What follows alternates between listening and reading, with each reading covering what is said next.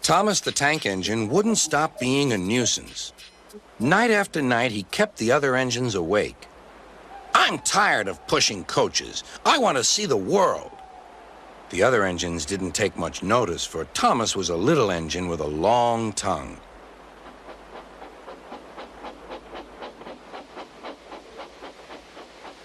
But one night, Edward came to the shed.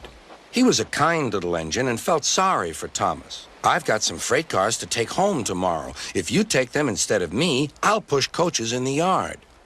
"Thank you," said Thomas. "That will be nice." Next morning, Edward and Thomas asked their drivers, and when they said yes, Thomas ran off happily to find freight cars.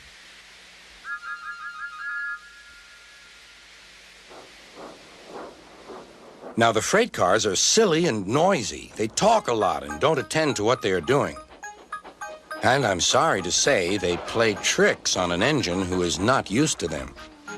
Edward knew all about the freight cars. He warned Thomas to be careful, but Thomas was too excited to listen.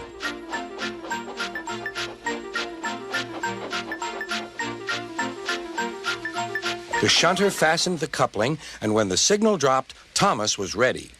The conductor blew his whistle. "Beep, beep," answered Thomas and started off. But the freight cars weren't ready.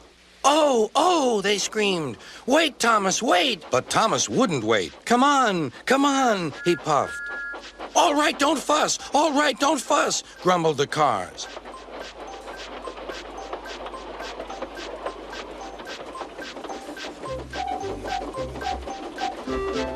Thomas began going faster and faster. "Whoosh!" he whistled as he rushed through Henry's tunnel.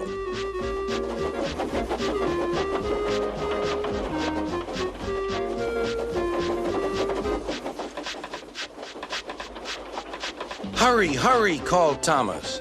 He was feeling very proud of himself. But the cars grew crosser and crosser.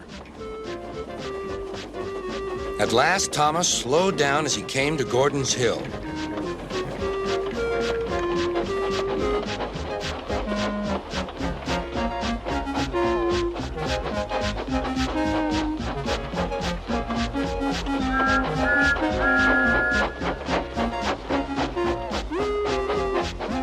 "Steady now, steady," warned the driver as they reached the top.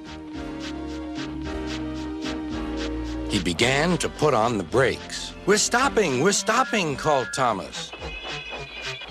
"No, no, no," answered the cars, bumping into each other. Go on." Before the driver could stop them, they had pushed Thomas down the hill and were rattling and laughing behind him.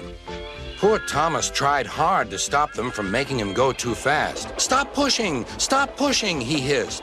But the cars took no notice. Go on, they giggled in their silly way. "There's the station. Oh dear, what shall I do?" cried Thomas. They rattled straight through and swerved into the goods yard. Thomas shut his eyes. "I must stop." When he opened his eyes, he saw he had stopped just in front of the buffers. There, watching him, was Sir Topham Hatt. "What are you doing here, Thomas?" he asked. "I've brought Edward's freight cars," Thomas answered. "Why did you come so fast?" "I didn't mean to. I was pushed," said Thomas.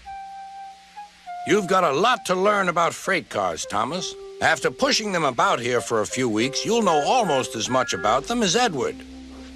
Then you'll be a really useful engine."